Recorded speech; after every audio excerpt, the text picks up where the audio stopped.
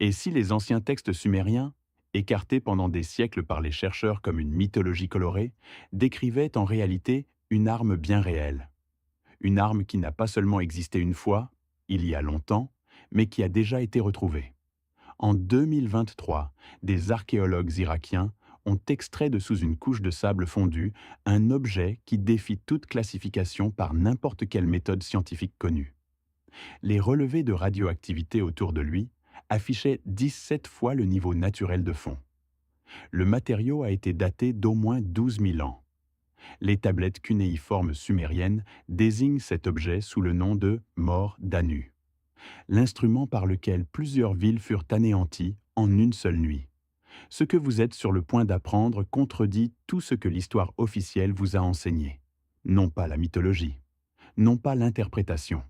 Des données physiques documentées, collectées par des scientifiques accrédités travaillant sur un vrai site de fouille. Avant d'en venir à l'artefact lui-même, le contexte est essentiel. Les Sumériens n'ont pas inventé les Anunnaki. Ils les ont décrits. La différence est fondamentale. Plus de 800 tablettes cunéiformes, récupérées de la bibliothèque du roi Assurbanipal à Ninive, contiennent des descriptions techniques détaillées d'êtres arrivés sur Terre il y a environ 450 000 ans, depuis une planète appelée Nibiru. Les tablettes précisent une zone d'atterrissage exacte, les basses plaines marécageuses de Mésopotamie, dans ce qui est aujourd'hui le sud de l'Irak.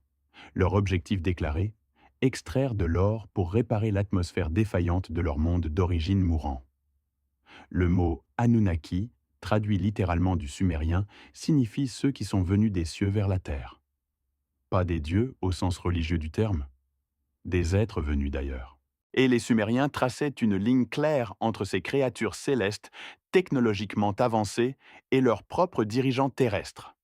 Dans les textes, les Anunnaki mangent et boivent, se disputent et se fatiguent, et prennent des décisions stratégiques aux conséquences réelles. Leur commandant s'appelait Enlil. Son frère était Enki. Entre eux courait une guerre pour le contrôle de la Terre et de sa population qui dura des millénaires. Selon les tablettes, c'est Enki qui créa l'humanité, en mélangeant du matériel génétique des Anunnaki avec le génome d'une créature terrestre déjà existante. Le texte sumérien connu sous le nom d'Enuma Elish décrit cette procédure avec une précision qui dépasse de loin la convention mythologique. Un mélange de sang et d'argile comme substrat, de multiples tentatives infructueuses, et enfin, un résultat positif. L'objectif déclaré de la création humaine est sans ambiguïté. Il fallait un travailleur intelligent pour les mines d'or. Les mines les plus anciennes d'Afrique australe, remontant à 100 000 ans, demeurent une énigme non résolue pour la science conventionnelle. Qui les a creusées? Et pourquoi, à une époque où les humains étaient supposément à peine capables de tailler la pierre? La liste des rois sumériens, conservée aujourd'hui au musée Ashmolean d'Oxford, recense des dirigeants dont les règnes durèrent entre 8 000 et 43 000 ans. La science académique officielle a rejeté ces chiffres comme des erreurs de copistes. Mais si les Anunnaki étaient une espèce biologiquement distincte avec des espérances de vie considérablement prolongées, les chiffres commencent à avoir un sens. Mais l'origine de l'humanité et la durée des règnes anciens ne sont pas ce qui importe le plus ici. Ce qui importe, c'est ce qui s'est passé quand la guerre des Anunnaki a atteint sa phase finale et que les armes ont été déployées. Les traces de ces armes ont survécu dans la Terre, et l'une d'elles vient d'être récupérée. En 2021, le ministère irakien des Antiquités a reçu des données de levée par satellite qui ont été classifiées dans les 48 heures suivant leur réception. Les scans révélèrent une couche anormale 6 mètres sous la surface, près d'Eridu, la plus vieille ville de la Terre selon les registres sumériens, située à 180 km au sud de Bagdad, dans une plaine de sel désolée. Officiellement, les fouilles sur ce site avaient pris fin en 1959. Officieusement, elles reprirent en 2021. Les scans montraient une structure géométriquement précise de 40 mètres sur 40. Autour d'elle se trouvaient des anneaux concentriques de sol compacté. La signature caractéristique d'un type précis d'événement. Une explosion massive centrée sur l'épicentre. Le géologue Khalid al-Rashidi, de l'université de Bagdad, fut le premier à descendre dans le puits de fouille, atteignant 8 mètres de profondeur le 23 mars 2023. Il décrivit ce qu'il trouva dans son rapport en un seul mot: verre. Une couche de sable fondu, entre 8 et 15 cm d'épaisseur, structurellement identique à la tectite, un matériau qui se forme à des températures dépassant 1800 degrés Celsius. Cette température n'apparaît que dans deux scénarios précis: un impact de météorite ou une détonation nucléaire. Aucun cratère d'impact n'existe dans un rayon de 20 km. Des échantillons de la couche de verre furent envoyés à 3 laboratoires indépendants à Amman, Vienne et Londres. Tous les 3 renvoyèrent des résultats identiques. Le matériau datait d'entre 11 et 12 000 ans. Sa composition chimique correspondait à la trinitite, le verre formé lors du premier test nucléaire américain au Nouveau-Mexique en 1945. La seule différence était l'âge. La trinitite a été fabriquée par des humains il y a 70 ans. Le verre sous Eridus est formé 12 000 ans avant cela. À 9 mètres de profondeur, immédiatement sous la couche de verre, l'équipe découvrit les premiers fragments de briques cuites, fondues d'un côté et intactes de l'autre, preuve manifeste d'un impact thermique directionnel. Parmi les briques se trouvaient des fragments de tablettes d'argile, la plupart fondus au-delà de toute reconnaissance. 3 tablettes survécurent partiellement intactes. L'inscription sur l'une d'elles, déchiffrée sur 6 semaines par l'épigraphiste Samira Hassan de l'université de Mossoul, répétait la même phrase encore et encore: Ici est tombée la montagne d'Anu. L'objet lui-même fut récupéré le 27 avril 2023 à une profondeur de 9,70 mètres, au centre géométrique de la zone fondue. Il reposait dans une dépression creusée dans la roche-mère. Pas une dépression naturelle, une artificielle, conçue spécifiquement pour le contenir. Un cône tronqué de 32 cm de haut, avec un diamètre de base de 21 cm. Sa surface était couverte de symboles cunéiformes, gravés avec une précision qu'aucun outil manuel ne saurait atteindre. En dessous de ces symboles couraient des rainures concentriques d'environ 1 mm de profondeur, séparées par des intervalles de précisément 1,4 mm sur toute la surface. Le compteur de radiation affichait 17 fois le fond, après 12 000 ans dans le sol. Cela signifie que la lecture originale était incomparablement plus élevée. Le matériau du cône résista aux méthodes d'identification standard. L'analyse par fluorescence X révéla la présence d'iridium, d'osmium et d'un élément avec un numéro atomique ne correspondant à aucun isotope stable connu dans le tableau périodique. Les images de l'artefact furent classifiées 12 heures après leur publication initiale dans des revues scientifiques irakiennes. L'objet fut transporté au Musée national de Bagdad dans un conteneur blindé doublé de plomb, escorté par 6 soldats armés tout au long du trajet. Ce n'est pas le protocole standard pour les artefacts. C'est le protocole standard pour les matériaux radioactifs. À l'inspection rapprochée, aucune trace de fonte, de forge ou de traitement mécanique ne fut trouvée nulle part sur le cône. Sous le microscope, la surface était entièrement homogène, exempte de rayures, de marques d'outils, de pores ou de micro-fissures. Le métallurgiste Karim Youssouf, de l'Université technique de Bagdad, déclara sans détour dans son rapport: Une telle surface ne peut être obtenue par aucune méthode de production connue, y compris les modernes techniques de traitement laser. Le scan au rayon X renvoya une image complètement noire. Le matériau de l'artefact bloquait totalement les rayons X. Aucun matériau non radioactif n'est connu pour posséder cette propriété. Un scanner par tomodensitométrie effectué à 3 fois la puissance médicale standard produisit le même résultat: absorption absolue du rayonnement. Un physicien nucléaire anonyme de l'Institut de Vienne commenta dans une correspondance privée ultérieurement rendue publique en ligne. En théorie, ce niveau d'absorption est possible pour une substance avec une densité électronique extrêmement élevée. Une substance qui n'existe pas sur Terre. Les rainures concentriques furent mesurées avec un profilomètre laser. L'espacement se révéla identique sur toute la surface et correspondait à la longueur d'onde du rayonnement neutronique avec une précision de 6 décimales. Mathématiquement, ce n'est pas une coïncidence.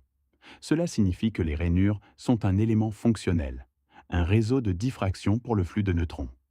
Un dispositif capable de diriger le rayonnement neutronique est, par définition, une arme nucléaire. Deux des 8 scientifiques qui travaillèrent directement avec l'objet sans protection complète durant les 2 premiers jours après la découverte développèrent des symptômes d'exposition aiguë aux radiations. Perte de cheveux, brûlures cutanées sur les mains, chute brutale du nombre de globules blancs. Kalima al-Rashidi passa 3 semaines à l'hôpital. Les documents officiels mentionnaient un coup de chaleur comme cause. Parallèlement, une équipe de linguistes travailla sur les tablettes partiellement préservées de la même fouille. L'une d'elles, une fois entièrement décodée, s'avéra être un fragment d'un poème épique sumérien précédemment inconnu. Le texte décrivait un événement survenu dans une ville, située là où il ne reste aujourd'hui que du verre et du sel. La ville s'appelait Grand Agade. La ville akkadienne d'Agadesh, capitale de l'empire de Sargon le Grand, est une ville perdue que les archéologues cherchent depuis plus d'un siècle sans succès. Les tablettes d'Éridu fournirent les coordonnées d'Agadesh jusqu'à un repère fluvial spécifique et expliquèrent précisément pourquoi elle ne peut être trouvée. Le site fut complètement détruit par le feu, enterré sous une couche de sol de 3 hauteurs d'homme. Cette description orienta les chercheurs vers une autre région, une où une couche de roche fondue avait été découverte des décennies auparavant sans que personne puisse en expliquer l'origine. La région de la mer Morte en Jordanie. En 1999, l'archéologue américain Philip Silby commença des fouilles systématiques à Tal el-Hammam, un établissement de l'âge du bronze sur la rive nord-est de la mer Morte. Au cours de plus de 20 ans de travail sur le terrain, il rassembla des preuves qui brisèrent ses suppositions scientifiques. La couche supérieure du site, datant d'environ 1750 avant Jésus-Christ, porte les marques d'une annihilation soudaine et totale. Pas de feu, pas de guerre, pas de tremblement de terre. Un événement thermique instantané d'une puissance stupéfiante. Les tessons de céramique sont fondus à l'extérieur et non cuits à l'intérieur, ce qui signifie que la chaleur agit depuis l'extérieur pendant une fraction de seconde. Les os humains dans la même couche explosèrent de l'intérieur. Une pression si extrême que la moelle osseuse bouillait avant que le corps puisse brûler. Silby publia ses découvertes dans la revue Natural Hazards and Earth System Sciences en 2021. Sa conclusion fut sans équivoque. Tal el-Hammam fut détruite par une explosion aérienne similaire à l'événement de Tunguska de 1908, mais 2 fois plus puissante, avec des températures au centre de l'explosion dépassant 2000 degrés Celsius. L'explosion se produisit à environ 1 km au-dessus de la ville. Pourtant, l'événement de Tunguska aplatit des forêts dans un rayon de 2000 km. À Tal el-Hammam, il n'y a pas d'arbres abattus, parce que l'explosion était dirigée. Non sphérique, comme pour un impact de météore. Conique, de haut en bas, visant précisément la ville. C'est physiquement impossible pour un phénomène naturel. Dans le sol environnant le site, Silby découvrit une couche de sel de quelques centimètres d'épaisseur couvrant une superficie de 200 km², située directement au-dessus de la couche de destruction. Le récit biblique de Sodome dit « Et le Seigneur fit pleuvoir sur Sodome et Gomorrhe du soufre et du feu. La femme de Lot regarda en arrière et fut changée en statue de sel. » Silby n'est pas un homme de foi. Dans une interview, il dit simplement « Je ne sais pas exactement ce qui a détruit cette ville. Je sais que c'était une arme. » Les coordonnées de Tal el-Hammam correspondent à la description biblique de l'emplacement de Sodome avec précision, jusqu'au repère du Jourdain et à la plaine de Kikar. Ces mêmes coordonnées, ajustées pour un système différent de repères fluviaux, apparaissent dans la tablette d'Éridu décrivant le déploiement de la montagne d'Anu. 2 sources indépendantes, séparées par des milliers de kilomètres, écrites dans des langues différentes, pointent vers le même endroit. Quand les chercheurs irakiens transmirent les coordonnées des tablettes d'Éridu à l'équipe de Silby, il les compara avec la carte de fouille et resta 3 jours sans répondre au message. Sa réponse fut une seule phrase. Ce sont les coordonnées exactes du centre de l'explosion. Simultanément, le géophysicien John Olson, de l'Université du Colorado, conduisit une analyse comparative de la couche fondue d'Éridu et des échantillons de sol de Tal el-Hammam. La composition chimique de la fraction vitreuse dans les deux échantillons correspondait sur 7 éléments clés, incluant les rapports isotopiques du silicium et de l'aluminium. Deux sites séparés par 1200 km et 10 000 ans furent détruits par la même source d'énergie. Cela signifie que l'arme fut utilisée au minimum 2 fois, soit elle fut stockée pendant plus de 8000 ans entre les utilisations, soit plusieurs unités existaient. L'examen final de l'artefact eut lieu en octobre 2023, 7 mois après sa découverte.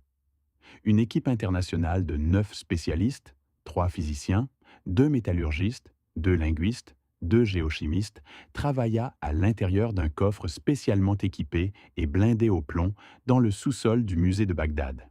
Le physicien Andreas Wolf, de l'Institut technique de Vienne, proposa la tomographie muonique, une méthode utilisée pour scanner les pyramides égyptiennes et les réacteurs nucléaires.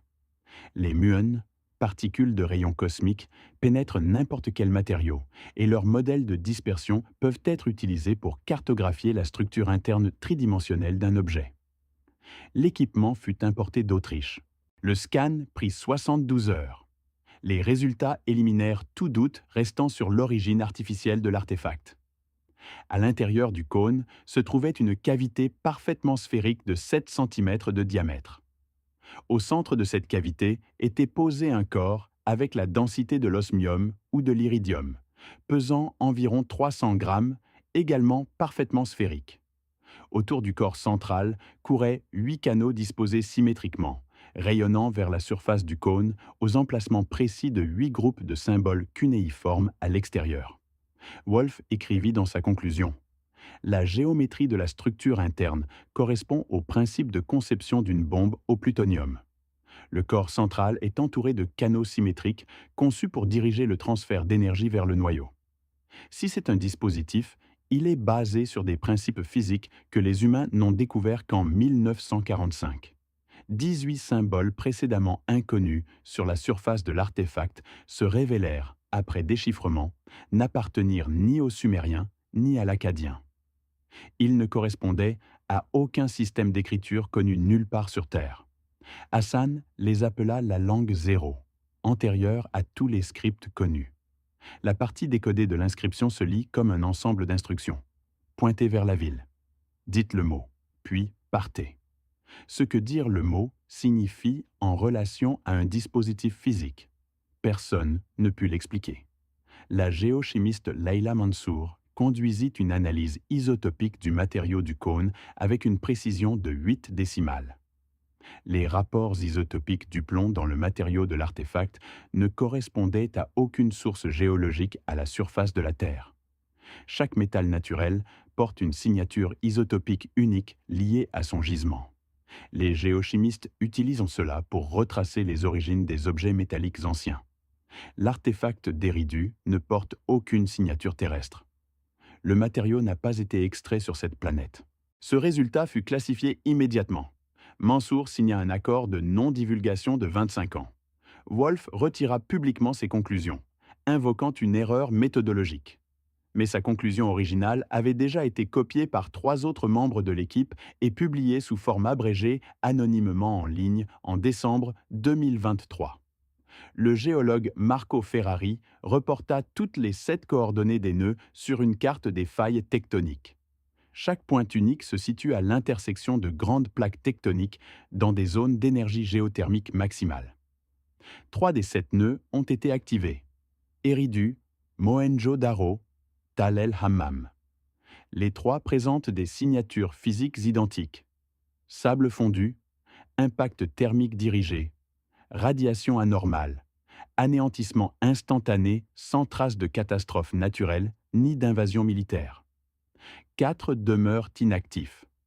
Leurs coordonnées sont connues des 27 chercheurs qui téléchargèrent le document divulgué en décembre 2023. Aucun n'en a publié la liste complète. La note classifiée de Samira Hassan décrivait une seule condition de désactivation: remettre la clé à sa place. Le cône doit retourner dans la cavité de la roche-mère sous Eridu. Tant qu'il demeure au-dessus du sol, le système existe dans ce que les tablettes décrivent comme un cycle incomplet. L'avertissement gravé plus grand que tous les autres et répété 3 fois dit « Ne gardez pas la clé au-dessus de la Terre pendant plus longtemps qu'une vie humaine ». Le cône fut retiré en avril 2023. Sa localisation est inconnue. L'artefact a été trouvé, étudié, classifié et caché. Le géologue qui l'a trouvé a quitté le pays. 3 revues ont refusé la publication sans explication. Les 2 plus grandes archives de tablettes sumériennes sont désormais fermées aux chercheurs. La science officielle n'explique rien de tout cela, ni le verre fondu sous Eridu, ni les squelettes radioactifs à Mohenjo-Daro, ni l'explosion aérienne dirigée au-dessus de Tal el-Hammam, ni la composition isotopique du cône qui ne correspond à aucun dépôt géologique sur Terre. Le silence est aussi une réponse. Quelque part sous la surface de cette planète, en 4 points, à l'intérieur de failles géologiques à des profondeurs que personne n'a mesurées, 4 nœuds d'un système installé il y a 450 000 ans attendent. La clé n'est pas là où elle devrait être. Le cycle n'est pas achevé.